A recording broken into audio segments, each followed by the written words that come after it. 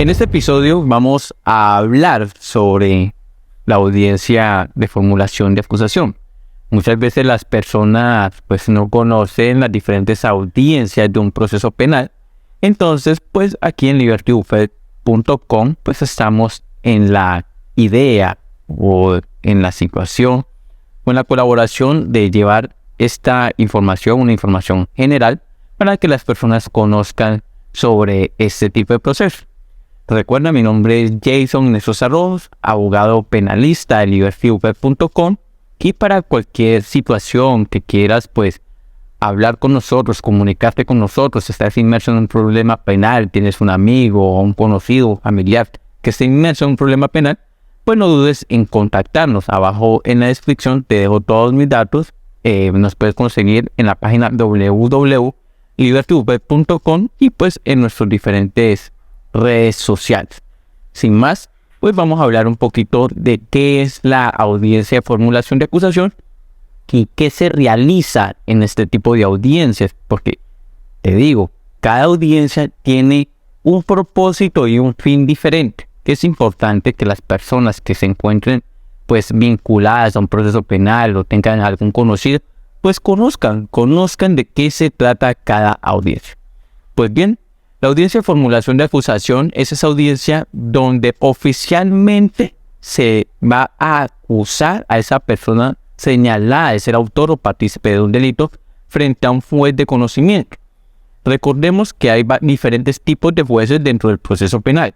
Primero te encuentras con ese juez de control de garantías, luego te encuentras con ese juez de conocimiento y si eres condenado te vas a encontrar con un juez de ejecución de pena. Si quieres saber la diferencia entre un juez de control de garantías y un juez de conocimiento, te invito a que veas nuestro video donde aclaramos esa diferencia. Pero en este video, esta audiencia es la primera vez donde vas a encontrarte con ese juez de conocimiento y donde el juez de conocimiento va a tener la oportunidad de conocer la situación, de conocer ese proceso penal. Es en esta audiencia de formulación de acusación. Entonces, en esta audiencia se inicia dando la calidad de víctima a esa persona, valga la redundancia, víctima de ese delito, oficialmente se le da esa calidad de víctima. Luego, en esta audiencia se pasa a confirmar si las partes han tenido la oportunidad de conocer ese escrito de acusación. Recordándote que el escrito de acusación es ese documento, por decirlo así, esos documentos, esos anexos, en el cual la fiscalía le entrega a ese juez de conocimiento, dándole una información detallada para ponerlo en conocimiento de la situación jurídica y de esos señalamientos que se le están haciendo a esa persona vinculada como autor o partícipe del proceso penal. Entonces, a esos documentos que se le entrega al juez de conocimiento para que conozca sobre el proceso, se le llama escrito de acusación. Entonces, por eso que el juez de conocimiento conoce ese escrito y le pregunta a las partes, a la defensa, si ha tenido la oportunidad también de conocer ese escrito de acusación, toda vez de que en esa audiencia se le van a hacer una serie de... se le va a analizar este escrito de acusación y es pertinente que todas las partes, la defensa, la fiscalía, obviamente el juez, hayan conocido, o la defensa haya conocido previamente o anteriormente ese escrito de acusación para poder ver cuáles errores pudieron haber tenido o tiene escrito de acusación para hacer sus modificaciones. Luego de que el juez verifique que las partes hayan conocido, la defensa en este caso haya conocido anteriormente ese escrito de acusación, haya tenido la oportunidad de revisarlo, de estudiarlo, se pasa a hacer un saneamiento del proceso. ¿Y qué es un saneamiento del proceso? Ese saneamiento no es otra cosa que es la oportunidad donde se va a purgar o a quitar todas esas irregularidades que quizás han aparecido durante el proceso. Entonces, ¿cómo se van a ver esas irregularidades que han aparecido durante el proceso? O quizás en ese momento existan esas irregularidades y se tenga como obligación de quitarlas o eliminarlas o solucionar esas irregularidades. Lo primero que se pasa para sanear el proceso se pasa a ver si el juez de conocimiento es competente, entendiéndose la competencia o la incompetencia como esa situación en la cual el juez se ve o legalmente no está en la capacidad o no está autorizado para conocer de ese proceso como tal, sino que ese proceso por mandato legal, por ejemplo, está autorizado para que lo vea una autoridad judicial de mayor jerarquía. Entonces el juez dice, no, por mandato legal, esta situación que se me presenta no la puedo conocer yo, la debe conocer una autoridad superior de mayor jerarquía, entonces pues yo no soy competente para conocer sobre este asunto. Esto para darte un ejemplo de la competencia. Entonces se revisa a ver si el juez es competente.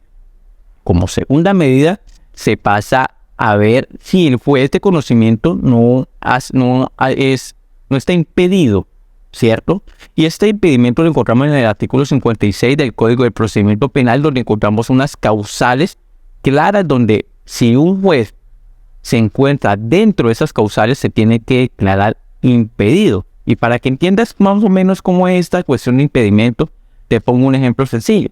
Imagínate, y que está dentro de las causales del artículo 56 del Código del Procedimiento Penal.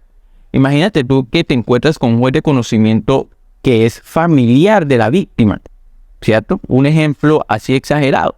Encuentras de que el juez es tío de la víctima. Entonces, ese juez tiene que declararse impedido, porque aquí la palabra clave es que al tener una relación con ese proceso, una relación que va más allá de lo objetivo, de la neutralidad, se pone en juego la imparcialidad del juez. Entonces ese impedimento, ese impedimento, lo que se busca es que el juez sea imparcial, o sea, que no se ponga en duda su imparcialidad. Entonces, por ejemplo, en ese ejemplo que te estoy dando, pues obviamente un juez no puede de ninguna manera ser familiar de alguna de las partes, ni de la víctima, ni familiar de la defensa, y pues peor de la fiscalía. Imagínense que sea pues primo del fiscal. Entonces se pone en duda la imparcialidad, ¿cierto? Otro ejemplo que está también dentro de las causales, que por ejemplo le deba a alguna de las partes, que sea un deudor de la persona que ha sido señalada como autor o partícipe, o sea deudor de alguna de la defensa, de la fiscalía, ¿sí? Entonces todas esas situaciones podemos observar en las cuales obviamente el juez se tiene que declarar impedido, porque pues se pone entredicho esa imparcialidad. Ten en cuenta también que esos impedimentos no solamente le caben al juez, sino también al fiscal. Entonces se tiene que ver que el fiscal pues tampoco esté impedido por esas causales que están en el artículo 56 del Código de Procedimiento Penal, si mal no estoy, ¿cierto? Luego de ver que el juez no esté afectado en competencia de impedimento, pasamos a las recusaciones. Y la recusación, tú me dirás, ¿pero qué es recusación? La recusación no es otra cosa que es, supongamos que el juez o el fiscal, el juez, por poner el ejemplo, se encuentra dentro de las causales de impedimento, pero no sé, él por voluntad propia no diga que está impedido, no dirá, venga, yo no puedo conocer de este proceso porque estoy impedido, sino que se queda en silencio. Pues para eso está la figura de la recusación, que es para cuando alguna de las partes, la defensa, por dar un ejemplo, ve que el juez o el fiscal está impedido por alguna de las causales y no ha dicho absolutamente nada, pues señala y dice, mira, tú estás impedido por esta causal, y pues entonces vamos a enviar esta situación frente a otra autoridad para que la autoridad competente vea quién tiene la razón, si tú estás impedido o no estás impedido, ¿cierto? Entonces miran la diferencia de la recusación.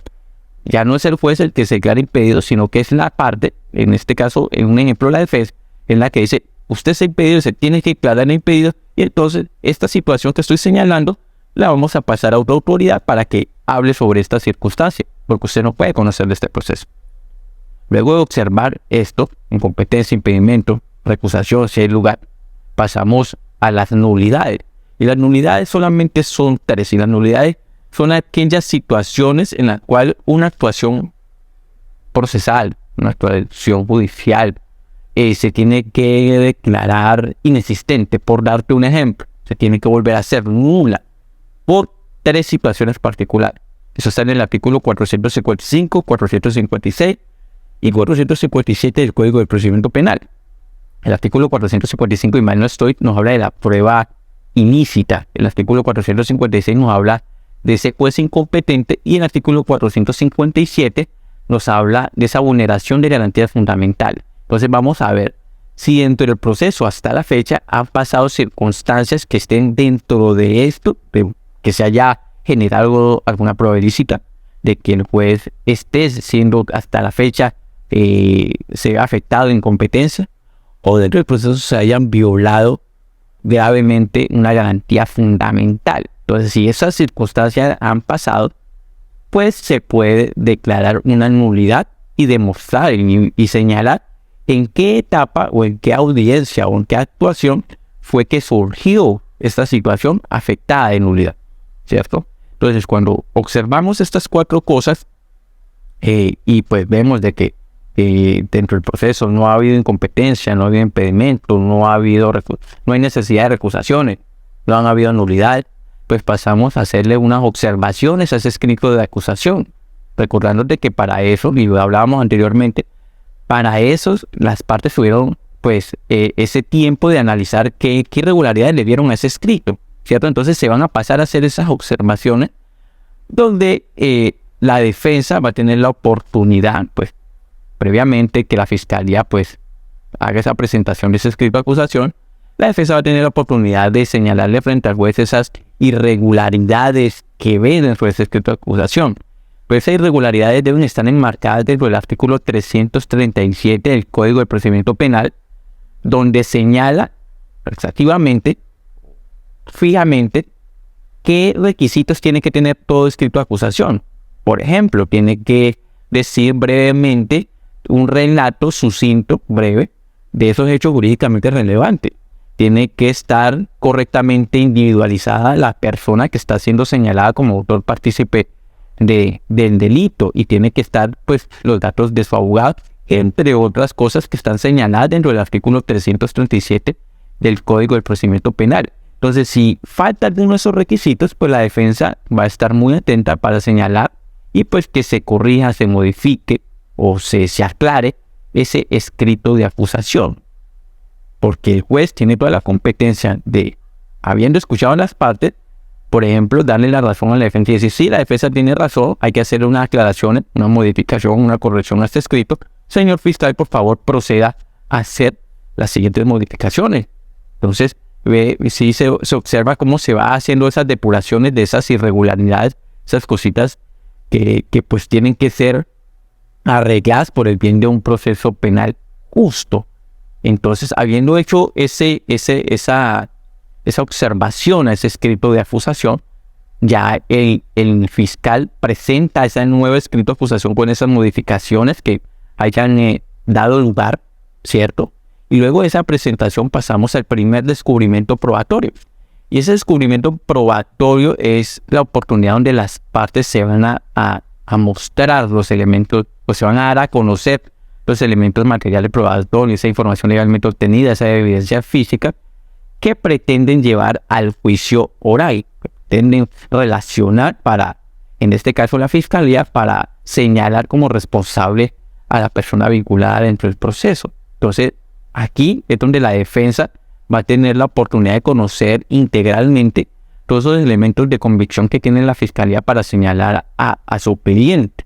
También, por mandato de la fiscalía, si la fiscalía lo solicita, también puede solicitar a la defensa que le descubra esos elementos materiales probatorios que tiene hasta la fecha, para que la fiscalía pues vaya observando qué elementos tiene la defensa para asegurar esa falta de responsabilidad o esa inocencia de su cliente. O sea, habiéndose hecho ese descubrimiento inicial probatorio que el juez, o si no se puede hacer en audiencia, el juez puede dar un término de algunos días para que la fiscalía descubra integralmente esos elementos materiales probatorios. Entonces se da esa decisión, ¿cierto? Esto aquí hay una particularidad muy importante, toda vez que en esta audiencia es la oportunidad donde la defensa puede entregar esos elementos materiales probatorios que acrediten inimputabilidad, recordando que la inimputabilidad es esa situación que cobija a la persona que es señalada de autor o partícipe de la conducta punible, en la cual toda persona inimputable es aquella persona la cual, habiendo cometido el delito, al momento de cometer el delito, no puede percibir su ilicitud, o sea, no puede comprender su ilicitud, toda vez de que pues tiene trastornos mentales, padece de alguna inmadurez psicológica, una diversidad sociocultural que no le permite comprender que lo que está haciendo es un delito como tal. Entonces, aquí el ejemplo más claro es las personas con trastornos mentales, con esquizofrenia y demás, que al momento de cometer ese delito, pues perturbaron su psiquis, su psicología, y lo llevaron a cometer esa actuación. Entonces, tengamos en cuenta que cuando se declara una persona inimputable, hay unas situaciones o se desprenden unos beneficios, por decirlo así, o una carga menos pesada para esa persona que es declarada inimputable, ¿cierto? Entonces muchas personas, o como estrategia defensiva, también cabe, si la situación amerita y si los hechos y si la persona realmente padece de estas situaciones al momento de cometer el delito, pues la oportunidad de señalar al juez todas esas evidencias, todos esos elementos en los cuales pues pretende llevar a juicio para demostrar de que el cliente es una persona inimputable y debe ser tratado de una manera con un elemento diferencial, por decirlo de esta manera, ¿cierto? Tanto así que cuando una persona es inimputable, si es condenado, muchas veces no va a prisión, sino que puede ir a un hospital psiquiátrico, un hospital que le ayude a mejorar ese trastorno mental, porque se entiende que es una persona que pues cometió el delito no con todas sus capacidades mentales al 100.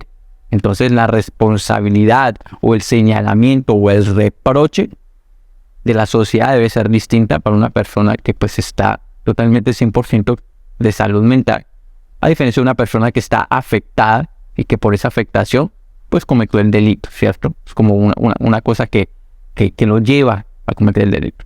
Entonces, es en esta audiencia donde se habla sobre la inimputabilidad de nuestro cliente, ¿cierto? Entonces, habiendo dado todos estos pasos mencionados anteriormente, ya el juez, si no han habido ninguna circunstancia, por ejemplo, vuelvo y reitero, de nulidad, de incompetencia, de impedimentos, todo ha sido bien, en el saneamiento se ha efectuado de manera correcta y no ha habido unas irregularidades que permitan pues suspender la audiencia y demás, entonces se pasará a fijar una fecha y una hora para la siguiente audiencia, que es la audiencia de preparatoria, de la cual pues hablaremos en otro video, que también pues espero que lo vayas y lo observes para que entiendas qué implicaciones tiene esa nueva audiencia preparatoria.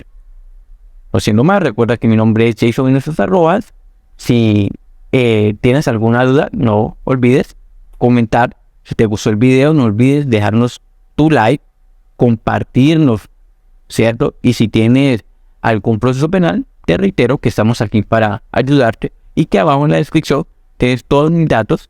Los puedes encontrar en www.libertybuffet.com, porque pues Liberty Buffet estamos aquí pues para ayudar a todas esas personas que se vean inmersos en un proceso penal y que sea necesario pelear por esa libertad de esa persona. Entonces, no siendo más, esperando que te guste este video, que te haya sido de mucha utilidad. Traté de hacerlo lo más simple, lo más comprensible para una persona que pues quizás, como son muchas las personas, no entienden muy bien de estos procesos legales. Entonces se trató de hablar de una forma menos técnica. Entonces pues espero que me hayas podido entender y pues es un gusto ofrecer nuestros conocimientos a través de estas plataformas.